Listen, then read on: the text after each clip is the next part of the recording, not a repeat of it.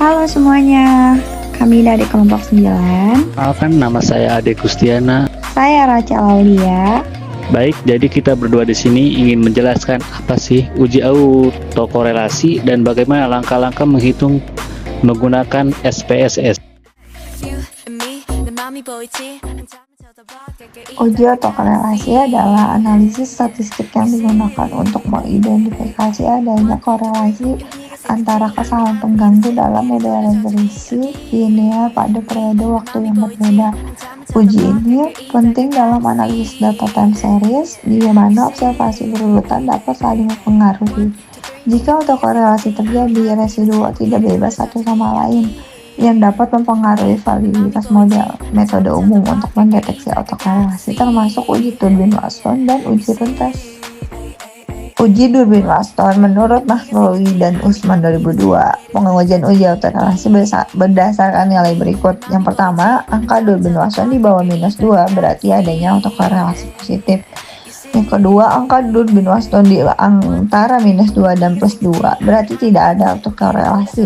Yang ketiga, angka Durbin-Watson di atas +2 berarti adanya autokorelasi negatif. Uji Rantes. Jika dalam pengolahan data dan mengujikan uji autokorelasi menggunakan uji DW tidak lolos uji, maka alternatifnya bisa menggunakan uji Rantes ini.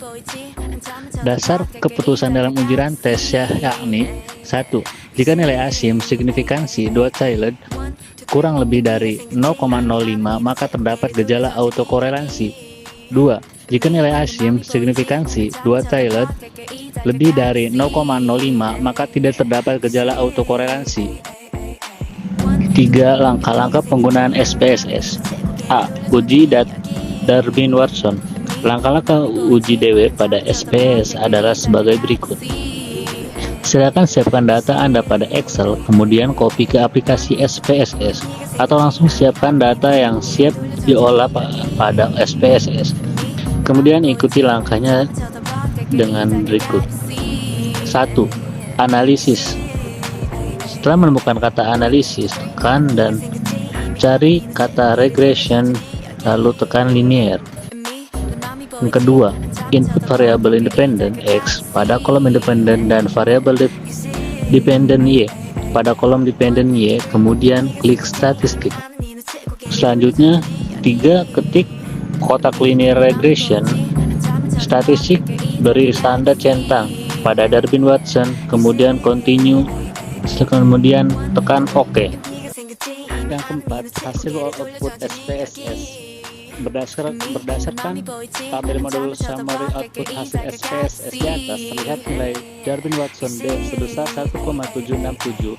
Kemudian kita bandingkan dengan nilai tabel Durbin-Watson yang ada pada tabel dengan rumus K titik koma N, di mana K adalah jumlah variabel independen. Pada kasus ini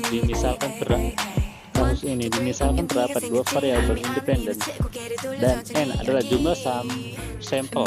Pada kasus ini independen dan N adalah jumlah sampel. Pada kasus ini misalkan terdapat 20 sampel, maka K titik koma N sama dengan 2,20.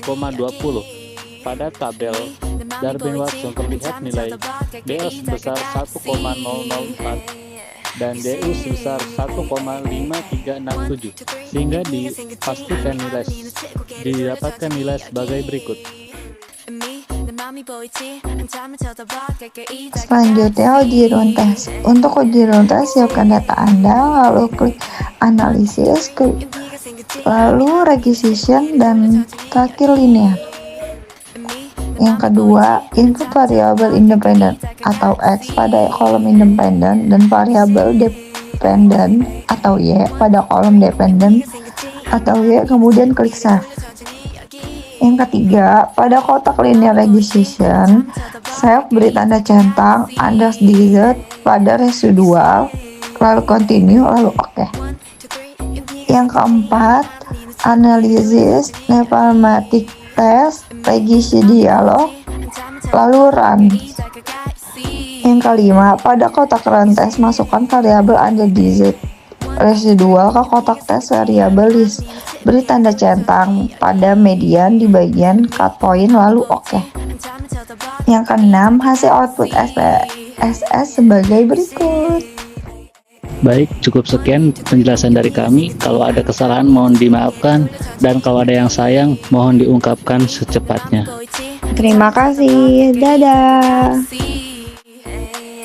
You see, 1, 2, 3, 의미가 생겼지 이미